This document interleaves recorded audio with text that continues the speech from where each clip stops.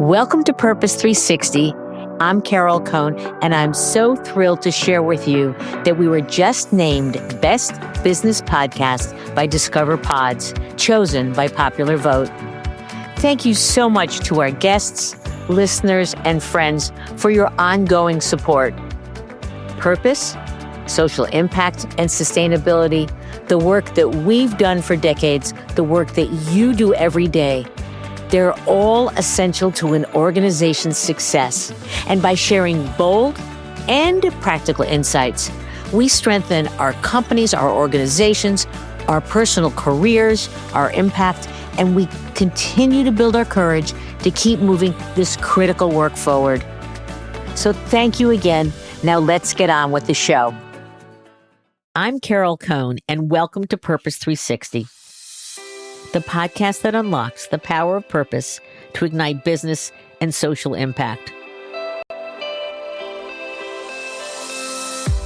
I'm so excited about today's conversation.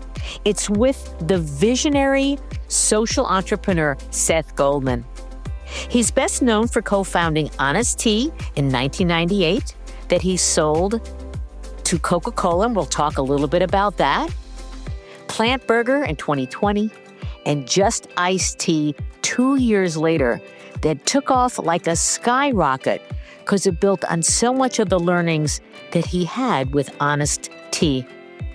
Seth has built every enterprise on a foundation of ethical sourcing, equitable partnerships, and environmental stewardship. Throughout his remarkable career, he has modeled a new, more human kind of capitalism, one rooted in transparency, authenticity, and his unwavering optimism, so important for an entrepreneur. So join me for a powerful conversation that will inspire you to lead with conviction and compassion, and to believe, as Seth does, that business can be both profitable and great for the world. Let's begin.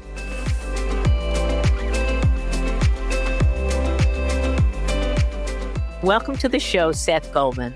I guess today your title is co-founder and CEO of Just Iced Tea, but let's just get a little bit about your background and why are you so committed to socially responsible business, stakeholder-based capitalism, and just doing the right thing? Well, it is so nice to be with you and to reconnect on all these topics we've been discussing over the years, and hopefully to update a bit as well.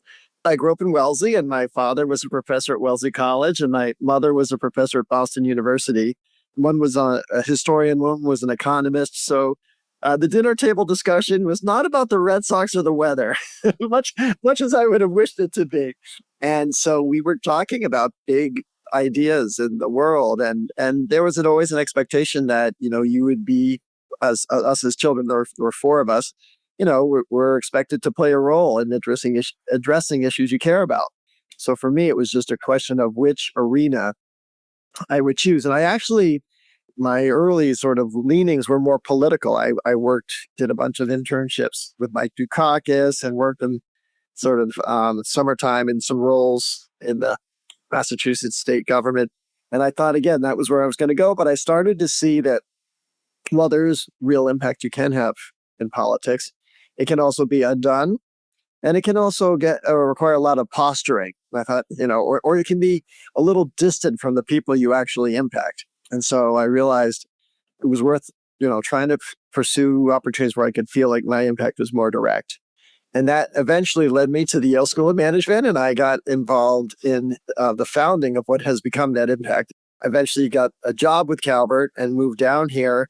And Calvert was the leader, or really the first to do socially responsible investing for mutual funds. And again, interesting work, but it did feel a little removed from the people we were impacting because we're investing in the companies. And I thought I'd really like to build one of those companies. I just needed to find the right idea. And then it was a run in Central Park. I had gone to New York to give a presentation to a bunch of institutional investors. And after the presentation, I went for the run. After the run, I was thirsty, and I went to a beverage cooler. And I said, there's a big hole here. So I was passionate about building a beverage brand, but it was my co-founder who had been my professor. Barry Nailbuff, who came up with the name Honest Tea. And for me, that kind of unlocks that name unlocked this opportunity of to go pursue, create a business that had impact embedded into it. And even though this is back in 1998, so we didn't know exactly how the impact would be embedded, but first it was just a less sweet drink, which was better nutritionally for the consumer. But then we went to make the world's first organic bottled tea, and then the world's first fair trade bottled tea, and then eventually did those together. And that was the path that's how I got here. Yeah. And Honest Tea, I was very well aware of it and certainly aware of your background. We'll talk a little bit about its trajectory, especially, selling to Coke and then what happened with Coke. But you have built multiple purpose brands besides Honest Tea, and then you have Just Iced Tea, and then you also have Beyond Meat. And you've been part of the movement, per se, before it was labeled ESG, even before B Corps were around. And so just from where you sit, what's changed most about this movement? Well, I think one thing that's changed is the transparency that consumers can have, right? So, 20, 25 years ago, it was easier for a company to say, oh, we're quote, socially responsible, or we're all natural, we're earth friendly. And those are kind of, broad labels that can really be open to interpretation. Today, a company that makes those claims better be able to back it up, because the consumer has access to information in a way they didn't. So that's a good thing. It means there should be more rigor. But what I love about a business like Just Iced Tea or Beyond Meat is that the product itself, when sold as as designed, makes an impact, right? So with Just Iced Tea, it's organic, it's fair trade. We're investing back into these communities, whether the consumer wants to or not. Whenever they buy a bottle of tea, a portion of our purchase goes back to these communities, and the consumer doesn't have to. They can get involved and cheer us on and find other ways to support us, but they don't have to. They can also just enjoy a refreshing drink of tea. And then with Beyond Meat, obviously, if we're able to provide a nutritious protein product to a consumer with 90% less water, 90% less land, and 100% less misery for the the animal, and of course a product that's if we can say nutritionally better for the consumer, then that again the impact is embedded in the business. Absolutely. And so the consumer doesn't have to do anything, but they can be aware of it, and they're going to save a lot of energy. So that's great. What frustrates you about this world today? Going to the plant-based side, you were seeing people recognize that they could enjoy diets that were healthier for them, better for the planet. And what I've seen in the past 5 to 10 years is that progress isn't linear the way it is.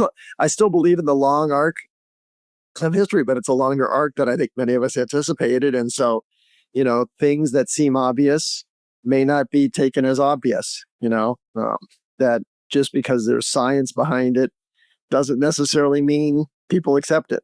And so, that as someone who does a lot of marketing, that's a challenge, but it's a challenge, it's kind of why we're here, right? If everything were easy, we just sit back and enjoy the day. Yeah, absolutely. So I would love for you to share with our listeners, what's your framework for embedding purpose into a business model? You have to look at it holistically. It really comes from all aspects. So the first thing we have to do is, okay, what is the core product we're offering, right? Is it beneficial to the consumer? There are products that could be great to sell, but ultimately really are harmful to the consumer. So that's already, I'm not involved if that's the case. Then how do we make sure what we're doing environmentally can have the kind of impact I like to see it have? And so for me, organic is kind of table stakes. You have to start with organic because it's an approach that has less chemicals, less synthetic chemicals going into the ecosystem and going into the bodies of the consumer. And with the tea, especially, less chemicals being exposure for the people picking the tea leaves, because our tea pluckers are interacting with these bushes directly with their hands and breathing in whatever's there. So those are kind of minimum requirements. And then you have to look at from the environmental side, what's the packaging, right? So we've evolved now with Just Iced Tea. We don't sell in plastic at all. And so for us, how do we continue to think about lightweighting our footprint environmentally? And of course, So the package design is one thing. Where we produce is another. Can we produce on both coasts? Can we cut down on freight? Those, I'd say have to be embedded. And then looking at the supply chain, what can we be doing in the communities we source from? As I mentioned, tea is our main ingredient. So fair trade is again, table stakes. We have to be able to make sure there's no child labor, no slave labor, prison labor, that the wage that people are paid in the country they're in meets International Labor Organization standards. And on top of that, can we invest back in these communities? And then you have to think about how you lead and run the company. So for us, for me, can we really empower our team? There's really three key things. Do they have the information they need to make decisions? Are they empowered to make decisions, right? And are they accountable for the decisions? Meaning, if they make good decisions and execute well, do they get to experience the upside? Or, conversely, are they held accountable for when they don't deliver? And then the key piece for me, all of that makes sense if they also have a stake in the company. So do they have ownership in the business that enables them to benefit from the upside that we can create, the value we can create together? So for me, those are, I would say, the core pillars. Thank you. You've said in a previous interview, there's no downside to acting on your values. What does that mean? So for me, I want to make sure wherever possible, I'm doing things that align with the values I hold.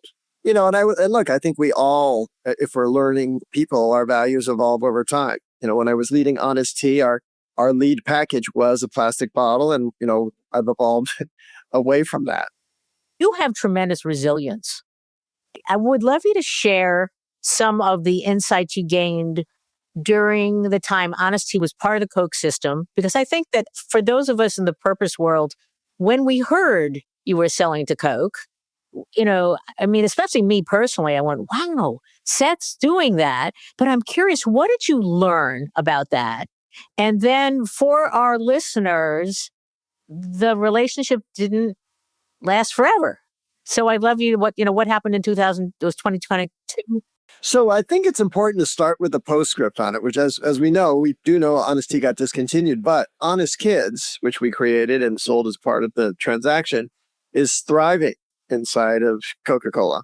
And I'm not evading a question, I'll get to it, but it's important because, our goal in the transaction was to democratize organics, to make organic and healthier products more widely available. And by that token, or by that standard, I would say it's been a resounding success. So Honest Kids is the most democratized organic product, I think, probably in the world. It's available in McDonald's, Subway, Wendy's, Chick-fil-A. Just in McDonald's alone, where they sell over 200 million units a year, they've helped eliminate over 1 billion calories from the American diet just by having Honest Kids at McDonald's. So that, for me, is a great example of when you take a mission-driven product and can scale it inside a big company, the impact can be tremendous. So what did I learn? I think that Honest Tea was probably too small to really be integrated into the Coca-Cola system. So the kids' product was already, close to gaining scale, and then it was very easy for them to just cut and paste. Once it sort of got into their warehouse network, it worked. One of the things that's nice is that there's always an effort to try to take shortcuts, but with Honest Tea, there wasn't any compromises to the brand, right? So they kept it fair trade, they kept it organic. They moved to a lighter weight package, which, hey, that's all good. On the plastic bottle, we were able to save a lot of money, which meant more margin because Coca-Cola buys so many bottles. That was a good step because that was what helped fund our move for fair trade sugar. And so coming out of the pandemic, they moved to a fewer, bigger brands strategy, and Honest Tea was a victim of that. So it was a sad decision. I wasn't that surprised when I got the news, but I was surprised that they were just willing to walk away from the brand entirely. And that's when it kind of hit me. Well, this is too obvious an opportunity for me to just sort of let, go by. So in your previous conversations and such, you talk about a couple of weeks of grieving. Yeah. And so I'd love for you just to share, that was your baby. It was. Yeah. I was really sad. As were, by the way, hundreds or even thousands of people who had built the brand or really enjoyed the brand.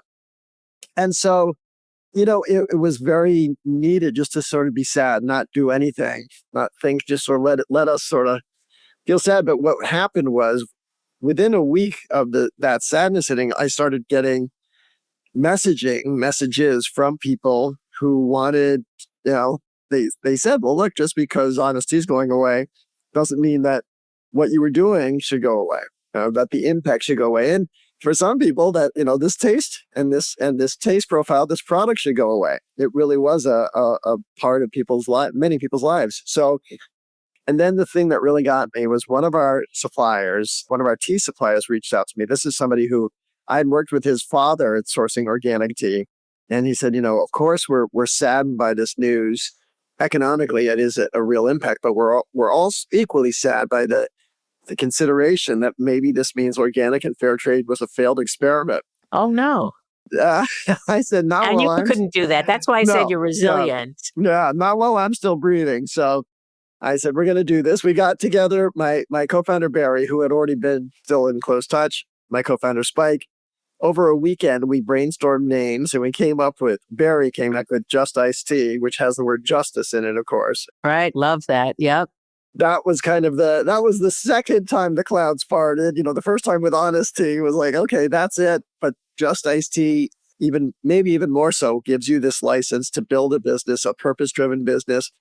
And then it really was gratifying all parts of the supply chain. So the tea growers, the glass suppliers, the manufacturing facilities, the distributors, the retailers, and the consumers all said, we want this, let's go. And the retailers said, we'll give Whole Foods and Sprouts, we'll give you, expedited shelf space. As soon as you can deliver it, we'll put it on the shelf.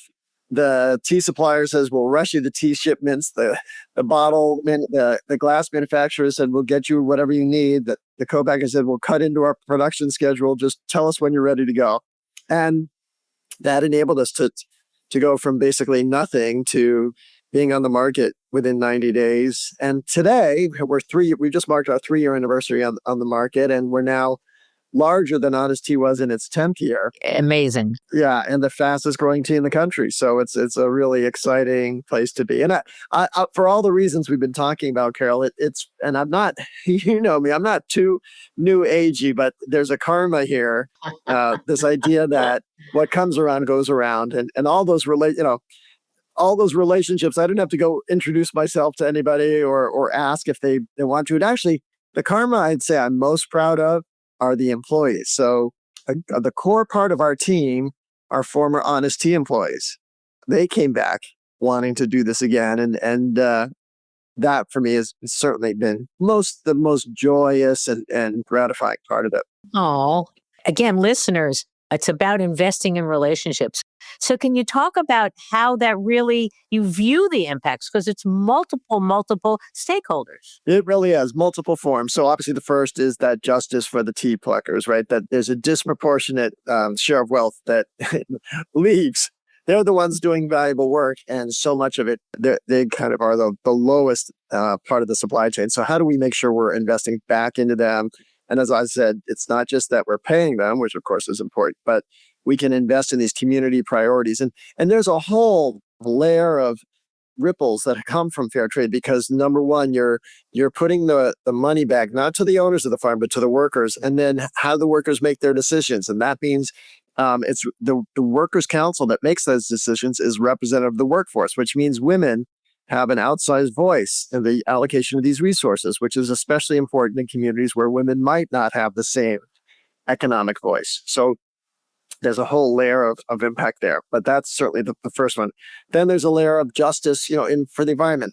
If we can nourish, and using regenerative organic practices, actually nourish the land as opposed to just extract from it. Then the justice for the consumer, that they're getting something that is what it says it is real brewed tea, and ideally, can help them on a path to being healthier. But there's another layer of justice which is interesting, which is justice for the consumer in terms of choice. And so when a big company decides to discontinue a product like Honest Tea, it could mean that consumers are deprived of being able to buy something that they wanted to buy. And so there's a justice in that they shouldn't be able to dictate everything we eat and drink. And this is the role of an upstart company like ours. Is we reject that notion, and we believe there is a role for a company like ours. Absolutely. And I love the fact, as you said, that you have reached, what, 24 million in revenue in 2 years, faster than Yeah, yeah, Honesty did in yeah. 10. We'll be around 30 million this year. So Very yeah, it's great. growing. Yeah, yeah. Now, there are very few companies that have created a best-selling comic book. Man, that you co-authored Mission in a Bottle. Why did that happen, and why that format? And what's in it? This was so fun. So this was we sold to Coca-Cola in 2011. And even though I was still, running the business, it did free me up a little bit because I didn't have the same pressure to go raise money the same way. And I also started to reflect on, boy, I think there's a story here I'd like to share. But I was reading a lot of different business books, including some with, purpose-oriented books. And I was feeling very uninspired. And I said, boy, this isn't going to elevate, this isn't going to attract people to what we're doing. And it turns out that was also the year my oldest son was graduating from high school. And so he had gotten in early to college and was, I would say, going into cruise mode. I'm like, I got to find a way to keep him at least doing his homework. Like I want to. And so I'd go up and sit with him while he was supposed to be doing his homework, but he was reading comic books. And he got me interested in the comic books. It kind of like, wait a minute, if I could combine a purpose-driven business book with a comic book, that would be interesting. And one of the really nice outcomes of what we've done is that there are so many people who read this book who wouldn't normally pick up a business book because of the format. And also the fact that, there is so many visual elements to what we're building, where it's the labels or the tea gardens or the bottling line, all these different ways to show people what we're doing that really can engage the reader. And so I think that's one reason the book has been such a success. Okay, so I love that. Now, if you had to write the next chapter of Mission in a Bottle, what might it be about? And is there a message for emerging entrepreneurs in there about building purpose-driven brands today and tomorrow? Yeah, well, I certainly do hope to write another book. I think it will be certainly a large part about what's happening with Just Iced Tea. The reason I'm not writing it yet is because I don't know the ending. So for me, I think there's been so many lessons really around this idea, the karma, that doing things the right way has just incredible benefits. But also, I think there's a mindset that's really important. And it is part of that yes and mindset. It's the thinking about the possibilities, to think about, how do I turn this into opportunity? How do I make something out of this? And ultimately, that's the entrepreneur's job, right? We have to create ideas and create hope where it's not obvious. I love it. To create hope when it's not obvious. That's wonderful. Boards, of directors of emerging companies and established companies, they're still learning about purpose. And then you have the backlash that's happening through our political environment.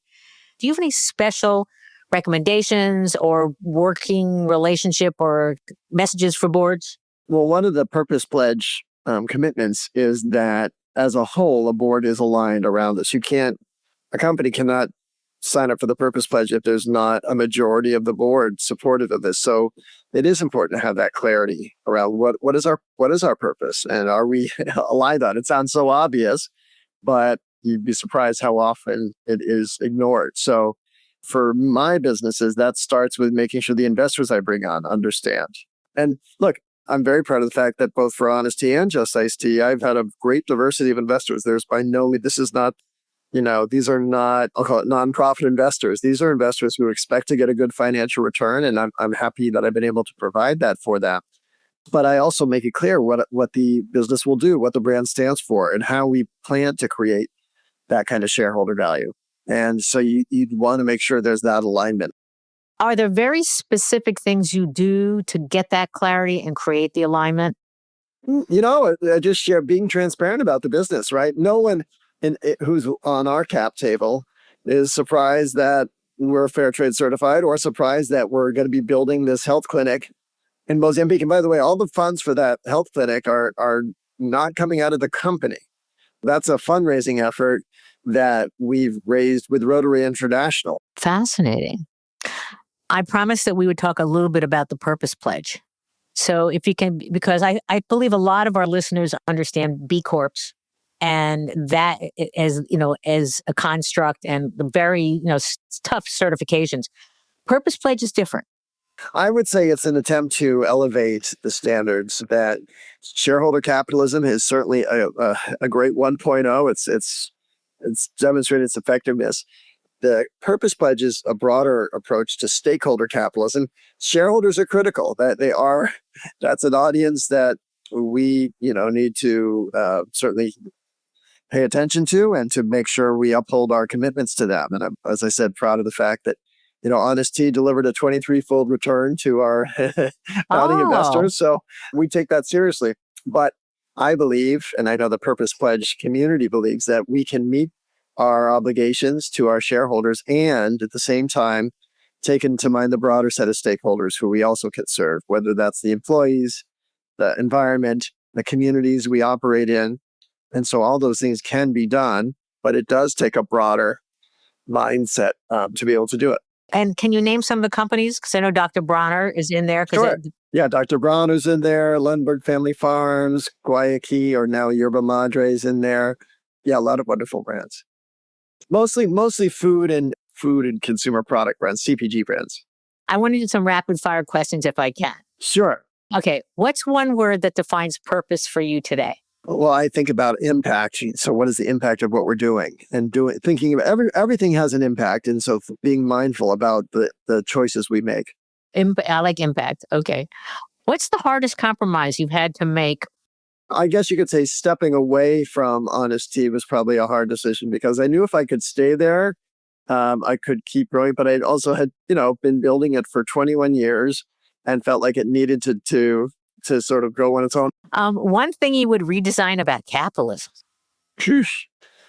Well, there's a really interesting dialogue going on right now about whether quarterly earnings should be changed to maybe half-yearly earnings. And there's something to be said about trying to create a longer-term mindset. I understand all the reasons there is, all this pressure to keep that transparency, because you do want transparency, but that's the trade-off. If you had less transparency, but you could encourage longer-term thinking, might that be a good thing? Might be. What do you think will be the next frontier of just iced tea? For us, we've just sort of captured the natural channel. So the next frontier is getting into mainstream channels. And we'll see that over the coming year. We're hearing from a lot of national retailers that are looking to take us chain-wide, which is exciting. I think there'll be other categories that we'll be able to expand into. We're getting some really interesting ideas and concepts developed. Great. Well, this has been a phenomenal conversation. It's been really fun, Carol. Oh, it's been so great. I always love to give the last words to my guest. So what else haven't I asked, or do you want to emphasize? Well, I like this idea. We discussed this idea that the entrepreneurs find hope where it isn't obvious. I think that's a neat way to think about both business, but the world too, right? That there's a lot of reasons to be depressed and concerned about what's going on in the world. But, part of our job is to find reasons to hope. And so our world needs more of that. That is so great. So Seth, it's great to be reconnected. And, you reminded us in this conversation that just isn't a word. It's a standard. It's a standard that you believe in your heart. And, you've brought this to bear across Honest Tea and Beyond Meat and Just Iced Tea. And it shows that purpose can scale, because I love it. You're always about scale, adapt, and stay true, even in turbulent times. I am remiss of not having you in the first, year or two of this, but you will be, I trust, a returning guest, because your wisdom is extraordinary. Thank you, Carol. Great to be with you.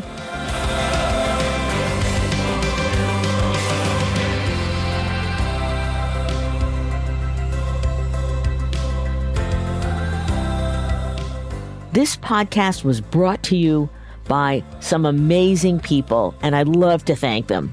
Ann Hundertmark and Kristen Kenny at Carol Cone on Purpose, Pete Wright and Andy Nelson, our crack production team at True Story FM, and you, our listener. Please rate and rank us, because we really want to be as high as possible as one of the top business podcasts available, so that we can continue exploring together the importance and the activation of authentic purpose. Thanks so much for listening.